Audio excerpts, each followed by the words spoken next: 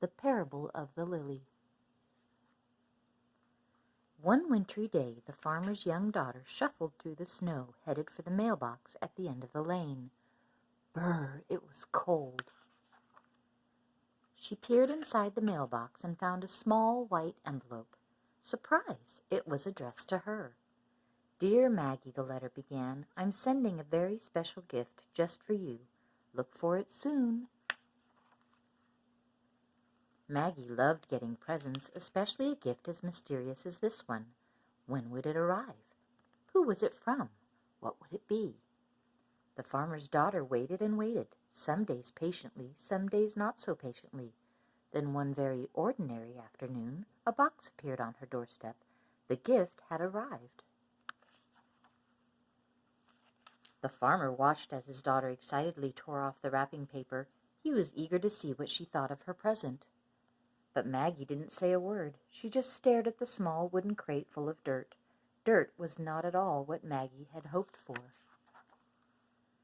Poking out of the soil was a small piece of paper that told Maggie how to care for her gift. Hide in a cool, dark place, water as needed. When spring comes, bring into the light. Then she knew it must be a growing thing like a bulb that would someday bloom into a plant. Oh dear, her long-awaited gift wasn't a toy or a doll or a game after all. The farmer could see that his daughter was very disappointed. His heart grew sad. The gift was from him.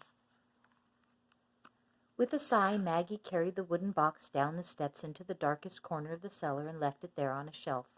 Sometimes she remembered to water it, but most of the time Maggie just plain forgot. The farmer did not forget. He just waited and he watched. Spring came at last. The air was warmer, and the gray skies had melted into robin's egg blue. What a welcome sight the sun was. It was time for the farmer to hoe his garden, getting the soil ready for the seeds that filled his pockets. Maggie wanted to help, so she marched down the cellar steps to get her own Maggie-sized gardening tools. That's when it happened. Searching for her toolbox in the darkest corner of the cellar, Maggie knocked the forgotten crate of dirt off the shelf. Crash! The crate splintered into pieces. Soil was everywhere, and the flower bulb that rolled to her feet showed no signs of life. What a mess! Maggie was mad at the box and even madder at herself. She swept up the dirt and threw away the broken box, grumbling under her breath. That old ugly flower bulb? She tossed it out the cellar door, never to think of it again, until... Maggie woke up earlier than usual Easter morning. A warm breeze blew through her bedroom window, and the chirping birds seemed to call her name. Still dressed in her nightgown, Maggie tiptoed out into the garden. She was hoping to find some daffodils or tulips to decorate the table for Easter breakfast. That's when she saw it. The loveliest lily that God ever made was blooming on the edge of her father's flower garden. Its white petals unfolded like a trumpet, and leaves were green with new life. Its scent was as fragrant as the most expensive perfume. Maggie knew all at once what had happened. She didn't know whether to laugh or cry or shout with joy, so Maggie did all three at once. "Wake up, everybody, wake up! Come and see, the gift is alive!" Her family hurried out to the garden.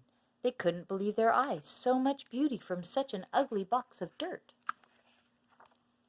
Maggie noticed the farmer standing in the doorway, quietly watching. His smile gave away his secret. "Father, it was you who gave me the lily," Maggie squealed with delight. Suddenly her little girl's smile began to fade. Oh dear, she'd thrown away her father's gift. Without so much as a thank you. How that must have hurt him. "I'm sorry, Daddy," she said, putting her little arms around his big waist. "Will you forgive me?" "Oh, my child," said her father, hugging her tight. "That's what Easter is all about." The end.